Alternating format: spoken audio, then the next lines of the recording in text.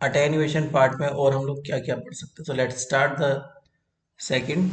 Attenuation part मतलब होता है आपका वेवगाइड जो है ना कितना अच्छा काम कर रहा है। कितना अच्छा मतलब उसमें वेव में माइक्रोवेव का जो प्रोपगेशन है वो किस अकॉर्डिंग और कितना अच्छा हो रहा है और कितना कम अटेन्यूएशन हो रहा है, मतलब वेव गाइड में रुकावट। क्योंकि हमारा मेन पर्पस क्या है, वेव गाइड को रन करवा, वेव को वेव गाइड में ट्रेवल करवाना है। अब अगर उस ट्रेवल करवाने में कुछ बाधाएं आती है तो वो अटेन्यूएशन कहलाती है। बेसिकली वेव गाइड में तीन टाइप से बाधाएं उत्पन्न होती है, मतलब अटेन्यूएशन आता है। जिसमें जितना ज्यादा अटेन्यूएशन होगा ना अ, वो उतना ही खराब वेव गाइड है, और जितना अच्छा प्रोपगेशन होगा वो उतना अच्छा वेव गाइड है। अल्फा जो होता है वो अटेन्यूएशन को शो करता है, बीटा जो होता है वो प्रोपगेशन को शो करता है। ये हम लोग पहले डिस्कस कर चुके हैं। गामा के अंदर एक प्रोपगेटिंग फैक्टर होता है, उस प्रोपगेटिंग फैक्टर के दो पार्ट हम लोग पढ़ चुके हैं, alpha and beta. So question is that,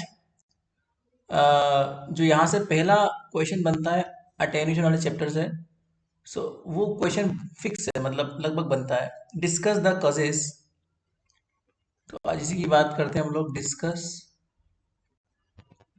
the causes, और you can say that reasons, मतलब वो कारण आपको डिस्कस करने हैं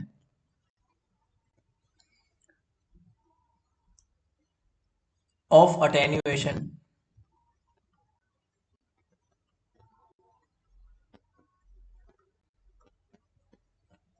इन वेव गाइड। तो वेव गाइड में वेव ट्रेवल कर रही है, माइक्रोवेव, बट वो जो वेव है वो कितने प्रकार से रुक रही है या फिर चल नहीं पा रही है, क्या बाधा उत्पन्न हो रही है, वो हमें डिस्कस करना है।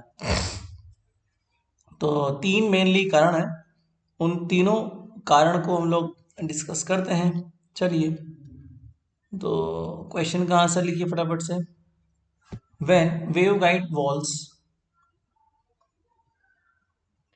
सॉल्यूशन, हो सकता है शायद इन तीन में से कोई एक स्पेसिफिक कारण भी आपको मिल जाए।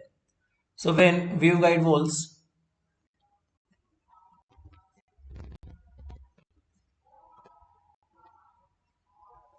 Are perfect dielectric, are perfect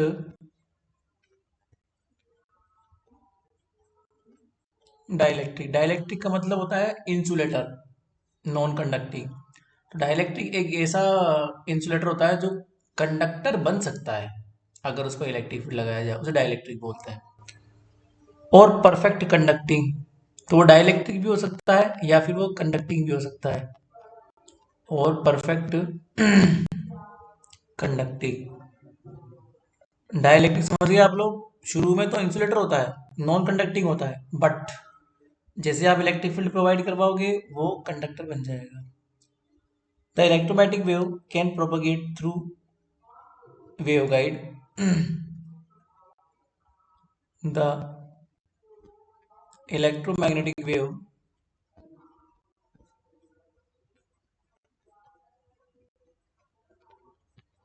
propagate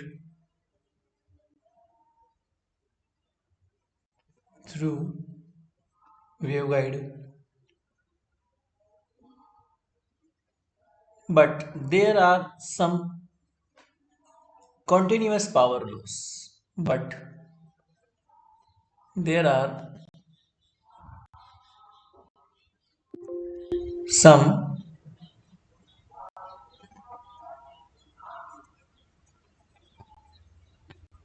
continuous power loss। ठीक है, तो भले वो प्रोपोगेट हो रही है बट उसमें कहीं ना कहीं पावर लॉस होता है, मतलब अटेन्यूएशन होता है। This loss is called attenuation, this loss is called attenuation. मतलब कहने का ये है, अटेन्यूएशन जिस वेवगाइड में ज्यादा होगा वो उतना ही खराब वेवगाइड है, ठीक है ना। इसलिए रुकावट नहीं करनी है, उसको चलने देना है वेव को, है ना। There are following reasons of attenuation, तो यहाँ पे मेनली तीन कारण अटेन्यूएशन के। There are following reasons of attenuation.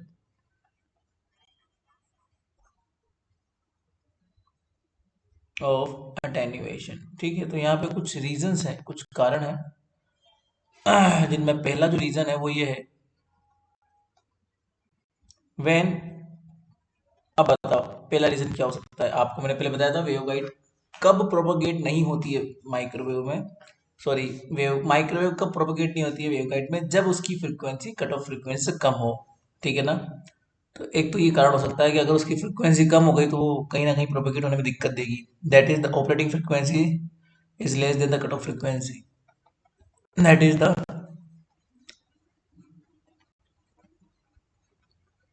Operating frequency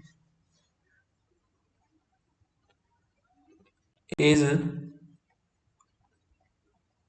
less than cut off frequency. ये तो सबसे पहला कारण है, ये सबसे पहले आपको मैंने पढ़ाया भी था, ठीक है ना। नंबर दूसरा, attenuation due to dielectric walls. Attenuation due to dielectric walls,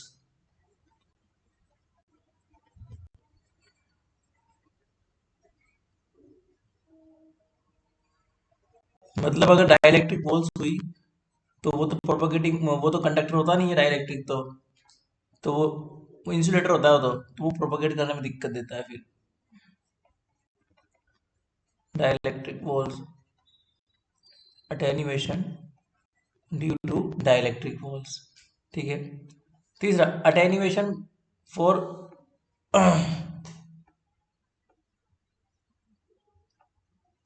तीसरा है बाय द अटेन्युएशन कांस्टेंट। देखो अटेन्युएशन कांस्टेंट जो होता है, अगर ये जनरेट हो जाए वहां पे वेवगाइड में तो भी वो अटेन्यूएट होती है। अब ये अटेन्युएशन कांस्टेंट क्या होता है वो देखो आप। अटेन्युएशन कांस्टेंट मतलब होता है इलेक्ट्रिक फील्ड और मैग्नेटिक फील्ड के कॉम्बिनेशन की जैसे एक जनरेशन होता है, दैट इज, ये आपको याद करना है, इंपॉर्टेंट है अटेन्युएशन के लिए formula, power loss per unit length, power loss per unit length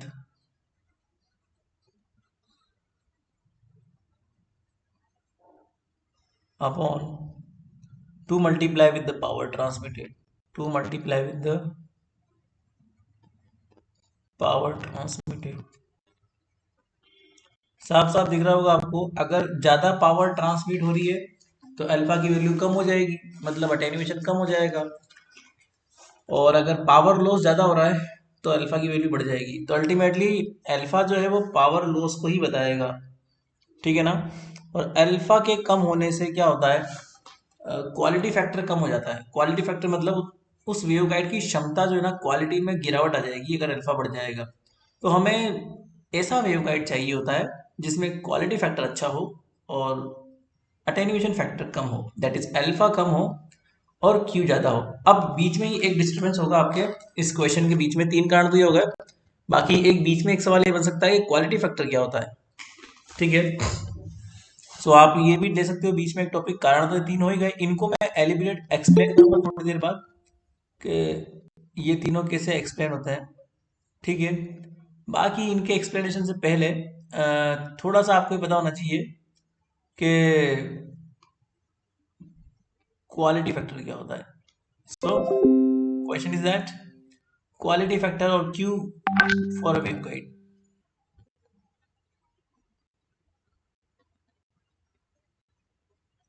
quality factor Q of a waveguide, of अ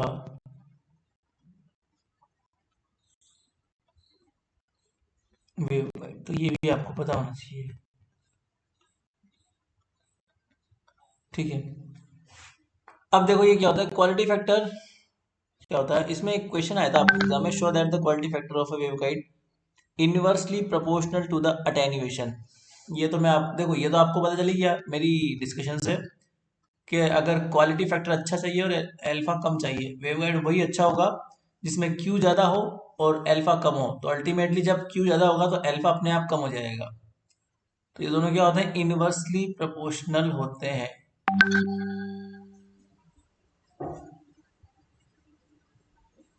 ठीक है ना।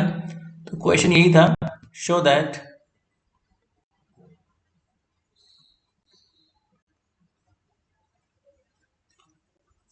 quality factor of a waveguide, quality factor of a waveguide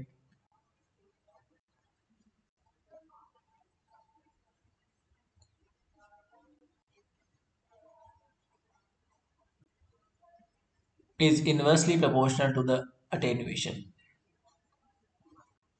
ये छोटा सा क्वेश्चन है, बस और कुछ नहीं है। Is inversely proportional to the attenuation, to the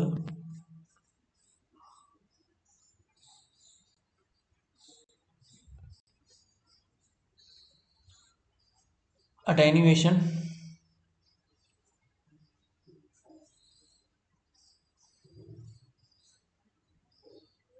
attenuation constant। ठीक है, तो ये होता है। चलो देखते हैं सॉल्यूशन। पहले तो क्वालिटी फैक्टर की डेफिनेशन लिख लो, मतलब फॉर्मूला लिख लो सॉल्यूशन में। Quality factor Q of waveguide is defined as,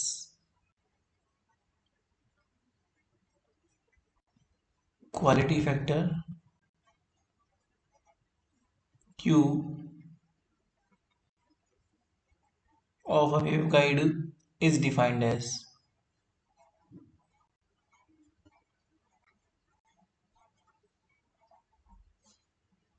अब एक बार सोच के देखो क्या हो सकता है फॉर्मूला। चलो रहने दो, तुम मत सोचो, दिमाग पे लोड मत दो, मैं दे दे रहा। ठीक है, तो क्वालिटी फैक्टर Q जो होता है ना, बेसिकली सिंपल सा एक फॉर्मूला होता है, that is frequency omega multiply with the energy और power stored in unit length. Energy और power stored in unit length, जो लॉस ना करे और स्टोरेज ज्यादा करे उसे बोलते हैं क्वालिटी फैक्टर।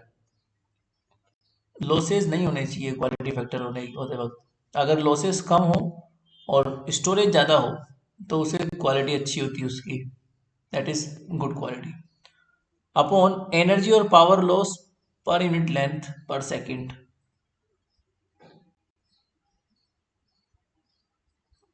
एनर्जी और पावर लॉस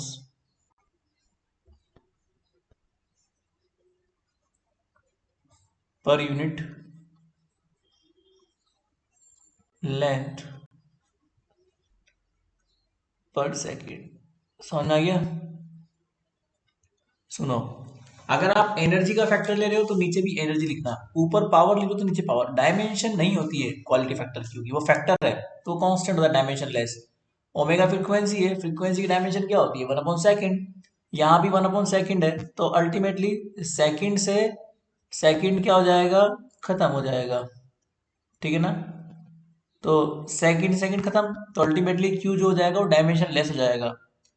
समझ में आ रहा है? एनर्जी पर सेकंड ले, एनर्जी पर लेंथ लेते हो तो नीचे भी एनर्जी पर लेंथ लेना, ऊपर अगर पावर पर लेंथ लेते हो तो नीचे भी पावर पर लेंथ लेना। और ये ओमेगा तो इससे कट जाएगा सेकंड से, तो क्यू का वैल्यू जो है वो डायमेंशन लेस आएगा हमेशा। यू मत कर देना कि सर ने तो क्या है एनर्जी और पावर लिखा है, इसका मतलब ये है कि एनर्जी और पावर डायमेंशन सेम होती नहीं होती है।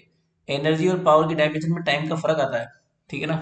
तो ऊपर अगर एनर्जी स्टोर यूनिट लेंथ ले रहे हो तो नीचे भी energy loss unit length unit second ले लेना। ठीक है ना? चलो अब आगे बढ़ते हैं एनर्जी और पावर के आगे। तो power transmitted per second is given bye,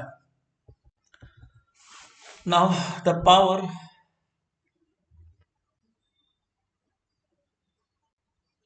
transmitted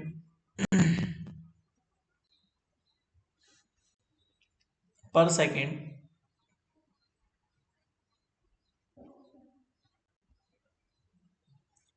is given bye,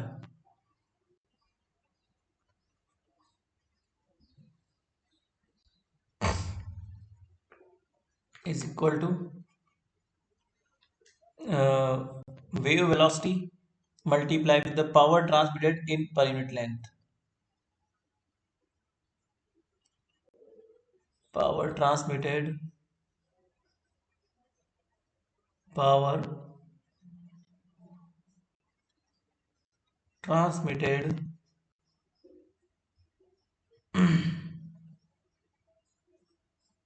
per unit length, पर यूनिट लेंथ। अब चार्ज डायमेंशन सेम है ना, देख लो। पर सेकंड है, मतलब 1/सेकंड इज इक्वल टू क्या हो गया, वीजी अपॉन लेंथ। आप जानते हो वेलोसिटी बराबर क्या होता है, लेंथ अपॉन टाइम होता है। तो 1/टाइम इज इक्वल टू क्या हो गया, 1/टाइम is equal to velocity upon length. यही तो डायमेंशन बैटरी है इसकी। देखो पर सेकंड का मतलब 1/सेकंड, और पर यूनिट लेंथ मतलब 1/लेंथ। पावर से पावर कैंसिल हो जाएगा, डायमेंशन सेम है। बट एक अंतर है, इससे लिखा है power transmitted in unit length is equal to power transfer length. तो आप इतना डीपली याद मत रखना, थोड़ा बहुत ऊपर ऊपर से याद रख लो इसको। अब ये है कि पावर स्टोर्ड का मतलब क्या हो जाएगा, पावर स्टोर्ड इन पर यूनिट लेंथ पर सेकंड, ठीक है ना। पावर स्टोर्ड पर यूनिट लेंथ पर सेकंड का फॉर्मूला क्या हो जाएगा, power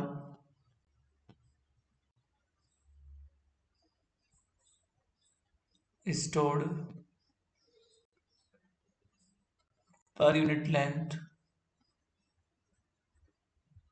power stored per unit length is equal to power transmitted upon Vg, power transmitted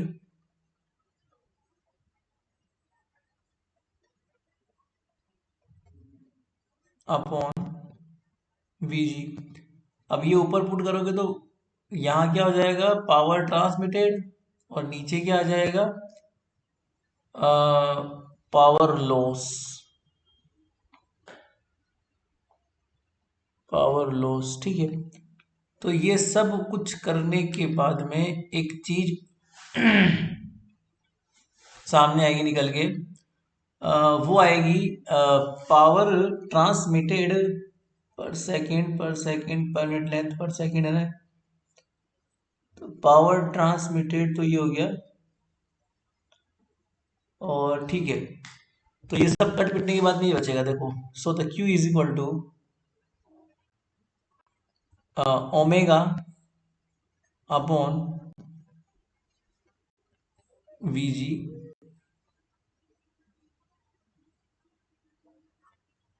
omega upon Vg multiply with the power transmitted upon power loss, power transmitted upon power loss, ठीक है। ये हो जाएगा power stored in unit length is equal to power transmitted per second upon VG, ठीक है। तो power stored का formula निकल ही जाएगा अपन में यहाँ से, पावर, ओके। तो अब बचा कितना हमारे पास, Q is equal to omega upon V G. अब ये जो power transmitted upon power loss, ये ऊपर चेक करना कहां पर है, power transmitted upon power loss. तो power loss upon power transmitted, पहले तो इसको पूरा लिख लो, पावर लॉस पर सेकंड लिख लो, sorry power loss per unit length लिखना है ना, तो ये लिख लो आप, power loss unit length in unit length. तो ये हो जाएगा, ऊपर देख लो, power loss in unit length upon power transmitted बराबर 2 अल्फा है। तो power transmitted upon power loss कितना हो जाएगा, 1/2 अल्फा। तो लिख देना we know that alpha is equal to this, ये जो ऊपर लिखा हुआ है ना, लिख देना we know that alpha is equal to this, जो ऊपर लिखा हुआ है। तो मैं क्या है, जब नीचे आऊंगा ना, तो ये पावर उल्टा कर दूंगा इसको, तो 1/2 अल्फा हो जाएगा इसका मामला। ठीक है।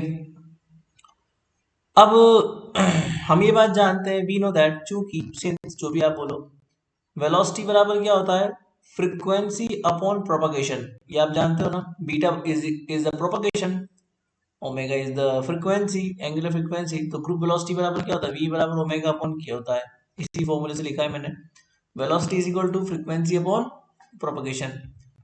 तो जब ये चीज मैं यूज करता हूं, तो इस चीज को यूज करने के बाद में क्या हो जाएगा, Q is equal to omega B G upon omega. ठीक है। और ये हो जाएगा 1/2 अल्फा। सो अल्टीमेटली ओमेगा से ओमेगा कैंसिल हो जाएगा, B G 1/2 alpha. And B G तो वैसे भी कांस्टेंट है, प्रोपगेशन कांस्टेंट कहलाता है वो। तो ultimately Q is proportional to 1/अल्फा, हैंस प्रूव्ड। ठीक है।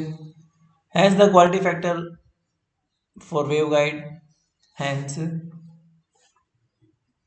The quality factor, hence the quality factor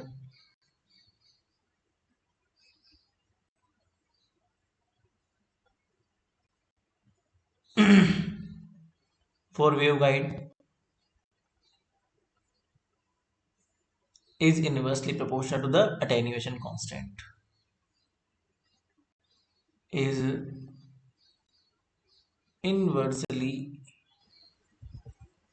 proportional to the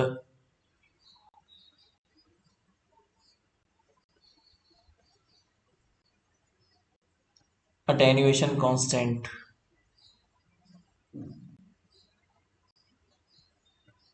अब इसके बाद देखो, वो जो तीन प्रकार थे उनमें से अलग अलग तरह का अटेन्यूएशन कांस्टेंट अल्फा की वैल्यू करनी है कैलकुलेशन। तो हम लोग क्या करते हैं, अलग अलग फील्ड के लिए कैलकुलेशन करते चलो, किस तरीके से वो होगा कैलकुलेट। तो next topic is the derivation of attenuation constant, alpha कैसे निकालना है हमें। तो हेडिंग देना पिंक कलर,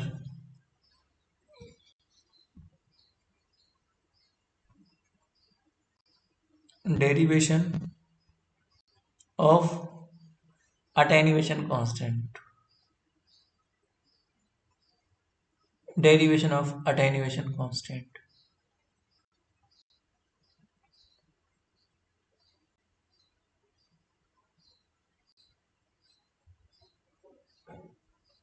देखो, so let us consider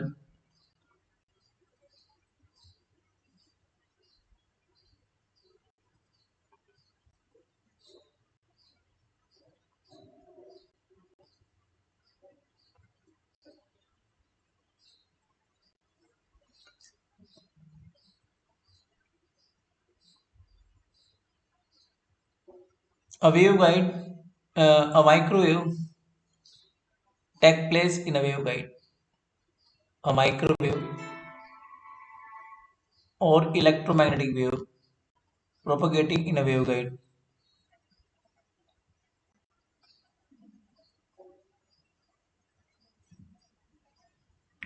propagating in a waveguide, having propagation constant, having propagation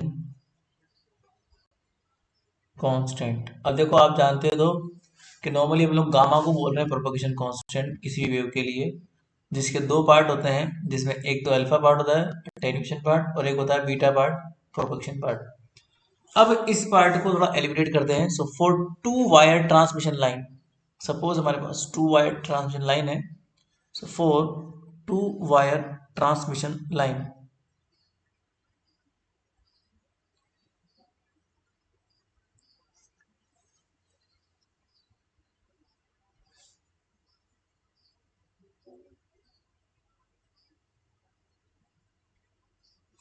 for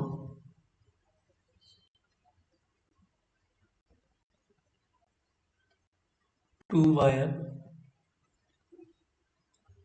transmission line voltage and current equation is given by voltage current equation is given by देखो alpha ठीक है। अब ये और देख लो कि अगर वोल्टेज इक्वेशन की बात आएगी तो V इज इक्वल टू कितना हो जाएगा, वी नोड एम्पलीट्यूड है, वी नोड तो एक्सपोनेंशियल माइनस गामा जी, और अगर वेव प्रोपोगेट जेड में है तो जेड आ जाएगा, और आई भी सिमिलरली होगा, so I also I naught exponential minus gamma Z, and Z में है तो ये जेड आ जाएगा।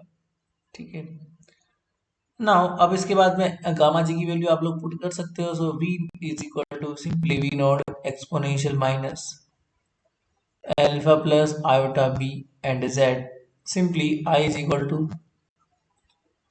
आई नोड एम्पलीट्यूड है और पीछे वाला फास फेज फेज पार्ट कहलाता है, तो इस फेज पार्ट में क्या होता है, प्रोपगेशन कांस्टेंट होता है।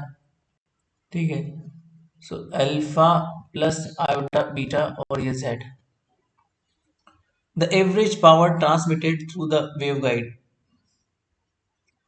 द मैंने पता है वी और आई क्यों लिखा, क्योंकि मुझे पावर निकालनी है। पावर बराबर क्या होता है, वोल्टेज इनटू करंट, छोटी क्लास में पढ़ाते हैं ये चीज। The average power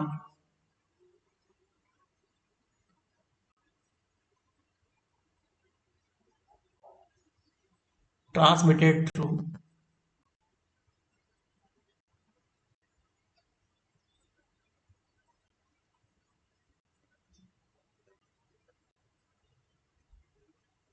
the wave guide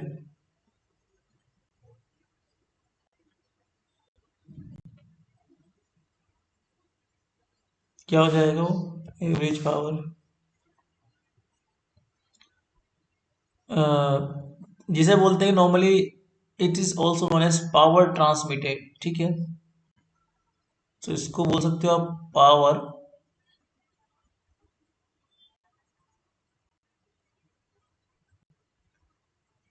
transmitted is equal to simply Vg and real part of multiplication of V and I. Real part of multiplication of V and I. Vg is the group velocity here. Vg is the group velocity. ठीक है ना, यहाँ पे Vg क्या हो जाएगा, group velocity हो जाएगा। ये होता है फॉर्मूला। ठीक है, अब एक बात ध्यान ना, अगर मैंने वी आई को मल्टीप्लाई किया और उसी का रियल पार्ट लिया, तो रियल पार्ट तो अल्फा वाला है, तो केवल अल्फा वाला लेना है हमें इस फॉर्मूले के अकॉर्डिंग। तो अल्फा वाला अगर हम लेते हैं तो नॉर्मली क्या हो जाएगा हमारे पास, पावर ट्रांसमिटेड, शॉर्ट में लिख दो transmitted, is equal to V G, amplitude of V node और आई नोड और एक्सपोनेंशियल -2 अल्फा जेड। ठीक है, अब अगर मैं इसको डिफ्रेंशिएट करता हूँ मान लो, तो you can simply differentiate this, तो ये हो जाएगा डेल्टा या फिर dp अपॉन dz, और यू कैन से dp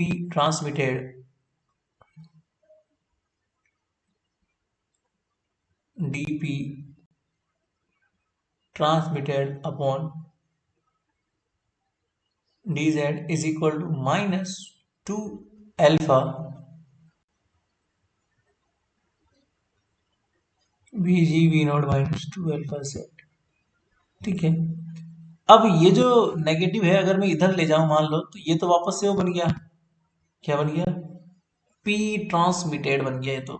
ठीक है, तो अल्टीमेटली क्या बन गया मेरे पास, dp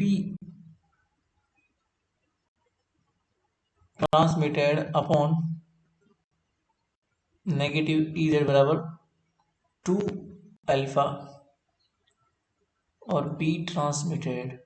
ठीक है, now you can simply see that that is minus dp upon dz का मतलब जानते हो क्या होता है, मैंने ये dp अपॉन dz क्यों निकाला, dp upon dz show the change of the power in the z direction and the negative change of the power in the z direction causes the losses.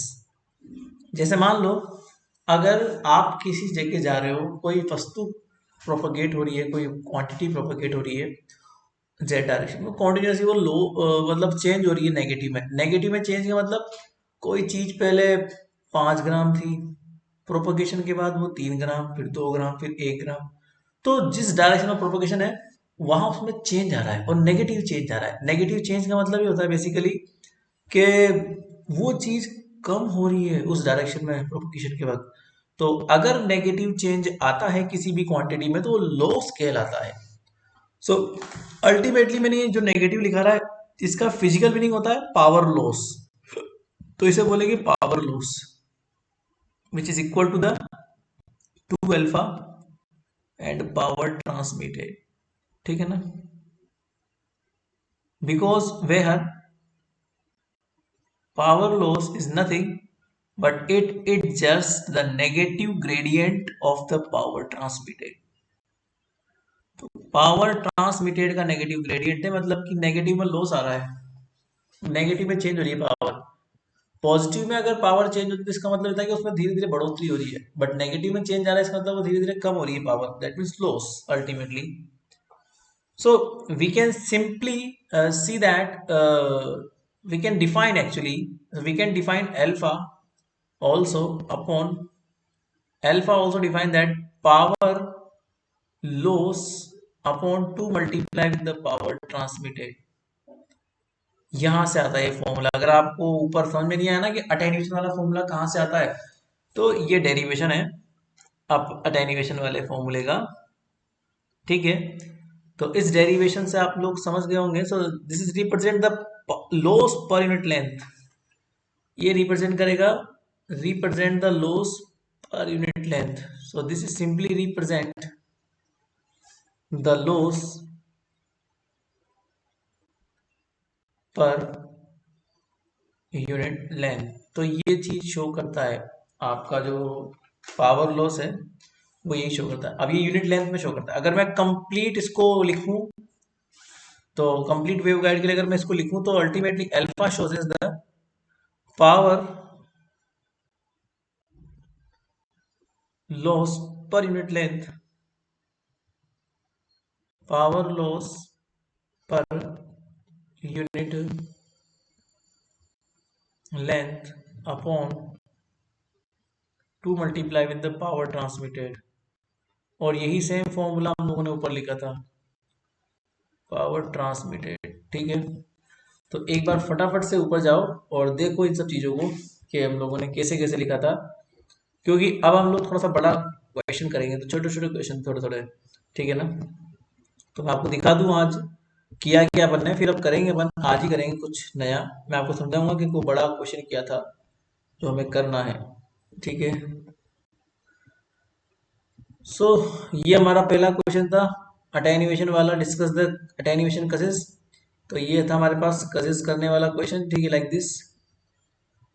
And ये हमारे पास alpha का formula है power loss का, जो हम लोगों ने नीचे डिराइव किया है। कहाँ से आता है ये फॉर्मूला, ये हमने डिराइव कर लिया। ठीक है, तो क्वालिटी फैक्टर क्यू क्या होता है और वो पावर लॉस पर किस अकॉर्डिंग डिपेंड करता है, ये भी हम लोगों ने चेक कर लिया। This is what. ठीक है, पावर ट्रांसमिटेड है इसे power second in unit length. ठीक है, तो बहुत सिंपल सी बात है, जो गामा जी आपका प्रोपगेशन फैक्टर होता है ना, वो गामा जी दो चीजों को कंटेन करता है।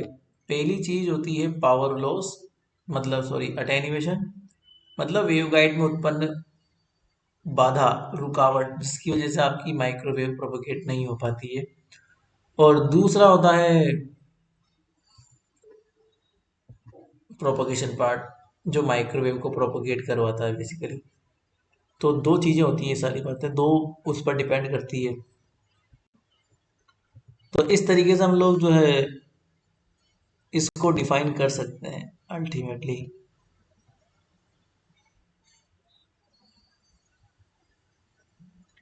ठीक है, अब एक बहुत अच्छा डेरिवेशन है और बहुत अच्छा क्वेश्चन भी आपके एग्जाम में आता है। पावर लॉस जो होता है ना वो कितने प्रकार से होता है और किस तरीके से पावर लॉस को हम अलग अलग तरीके से डिफाइन कर सकते हैं। ठीक है। तो क्वेश्चन लिखो एक, ये आपके एग्जाम में आया था, एक अलग अलग तरह से पावर लॉस और ये सब कैसे कैसे होता है। The next question is that the field component for a TE10 mode. नीचे लिखो एक क्वेश्चन, वैसे इसको हम कल करेंगे, ये भी अच्छा डेरिवेशन है, पर क्वेश्चन तो ही लिख लो। The field components, the field components for the TE10 mode, for TE10 mode in a rectangular waveguide, in a rectangular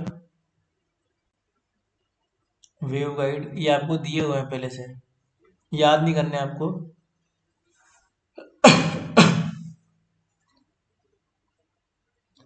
are, अब TE10 है तो इलेक्ट्रिक फील्ड का जेड कॉम्पोनेंट 0 होगा, तो उसने खुद ने दिए हुए हैं, देखो आपको याद नहीं करने, जो वो देता है वही उनको यूज करना है। उसने दिया हुआ है iota beta A C upon pi, C constant है, ए उसकी वॉल, ए उसकी डायमेंशन है, ए और बी आप लोगों ने डायमेंशन मानी थी ना, वो वही डायमेंशन है ए। ठीक है ना। रेक्टेंगुलर में जो लंबाई होती है वो ए है, चौड़ाई होती है वो बी है। ठीक है ना। ये उसने खुद ने दिए हुए फील्ड कंपोनेंट्स, एच एक्स दिया हुआ है उसने क्वेश्चन में, और एच जेड दिया हुआ है उसने, क्योंकि एच जेड तो अवेलेबल होगा ना, टीई बोर्ड है, ई जेड 0 होगा, है ना। तो सी कोस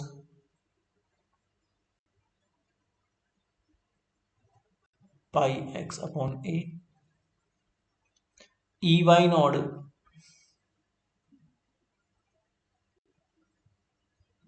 ये भी दिया हुआ है आपको, कितना दिया हुआ है, minus iota omega mu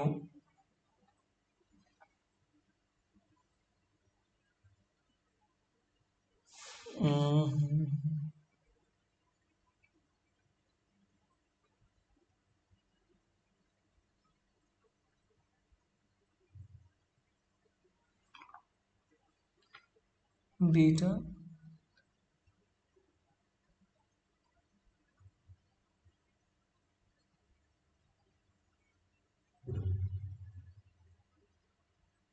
just wait.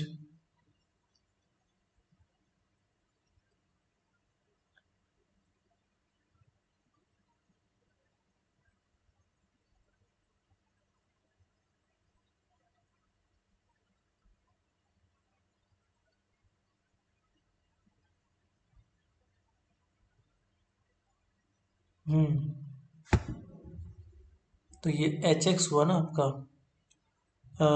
H x में, एक जस्ट वेट, एच एक्स में कुछ होगा। ठीक है, चलो आगे बढ़ते हैं।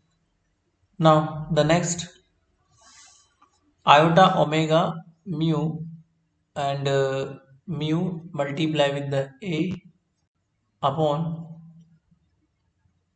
pi c sin pi x upon a, sin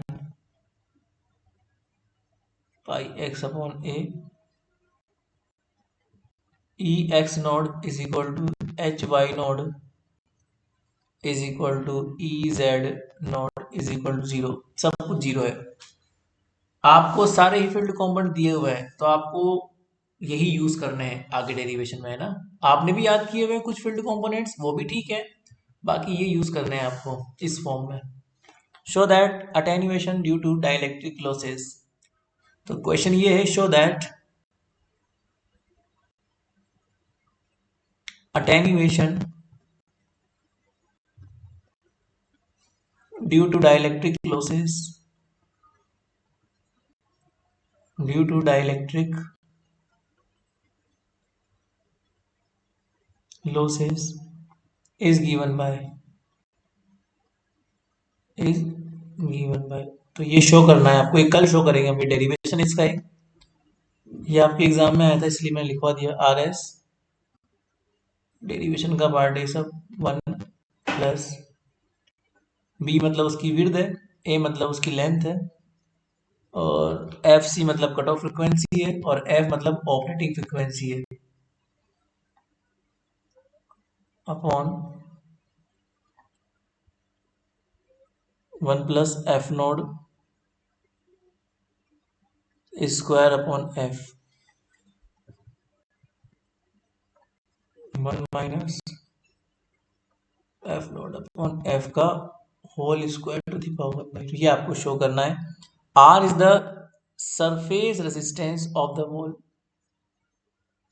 R क्या है यहाँ पे, surface resistance of the wall. अब ये कल समझाऊंगा मैं, ये कैसे सोल्व करते हैं। Surface resistance of the walls, ठीक है, तो ये हम कल की बात है सारी। और बाकी दूसरी बात ये है कि कल से गेट का नया कोर्स स्टार्ट हो रहा है, तो जो भी स्टूडेंट्स ने गेट का फॉर्म भरा हुआ है ना, तो वो अनअकैडमी ज्वाइन करके मुझसे बात कर लेना, मैं आपको समझा दूंगा गेट का प्रिपरेशन कैसे करना है। तो मैं कल से स्टार्ट करवाऊंगा गेट का प्रिपरेशन, ठीक है ना। तो फिलहाल के लिए हम विदा लेते हैं, कल मिलेंगे, है ना।